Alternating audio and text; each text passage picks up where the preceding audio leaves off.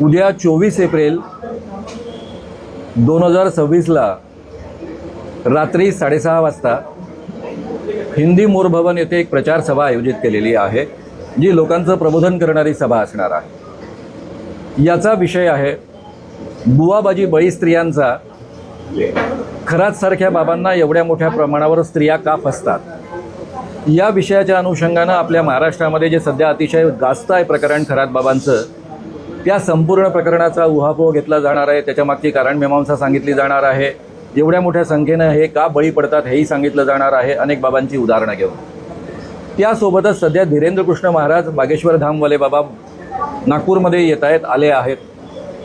त्यांना जे अखिल भारतीय अंधश्रद्धा निर्मूलन समितीनं 80 लाखाचं आव्हान टाकलेलं आहे, तेही आव्हान देण्याच्या निमित्तानं आजची ही प्रेस कॉन्फरन्स आयोजित करण्यात आलेली होती।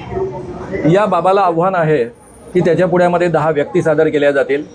त्याचा दावा आहे त्या पद्धतीनं त्याने त्या व्यक्तींमध्ये त्यांची नावं काय आहे, त्यांच्या वडिलांचं नाव काय आहे, त्यांचं आडनाव काय आहे, त्यांचं वय काय आहे आणि त्यांचा मोबाईल नंबर काय आहे हे सांगायचं। दोनदा ही प्रक्रिया नागपूरच्या पत्रकारांसमोर सादर केली जाईल। दोन्ही वेळेस जर त्यांना 90% अधिक करेक्ट ते सांगू शकले तर त्यांना सरळ 80 लाख रुपयाचं पारितोषिक दिलं जाईल। दुसरं आव्हान यासोबत आहे त्यांचा अतिंद्रिय शक्तीचा दावा आहे, दिव्य शक्तीचा दावा आहे। त्यांना कोणाच्याही घरामध्ये काय ठेवलेलं आहे ते बसल्या बसल्या कळतं असं त्यांचा दावा आहे। आणि म्हणून पत्रकार भवनाच्या शेजारच्या एखाद्या रूममध्ये आम्ही 10 वस्तू ठेवू, त्या ठिकाणी व्हिडिओ कॅमेरा लावलेला असेल आणि मग महाराजांनी त्या 10 वस्तू नेमक्या कोणत्या आहेत हे दोनदा ओळखून दाखवावं। तेही जर 90% करेक्ट ते सांगू शकले तर त्यांना 80 लाखाचं पारितोषिक मिळेल। जर महाराजांनी हे आव्हान पत्रकारांसमोर स्वीकारलं नाही तर हे बागेश्वर धामवाले बाबा भोंदू आहेत।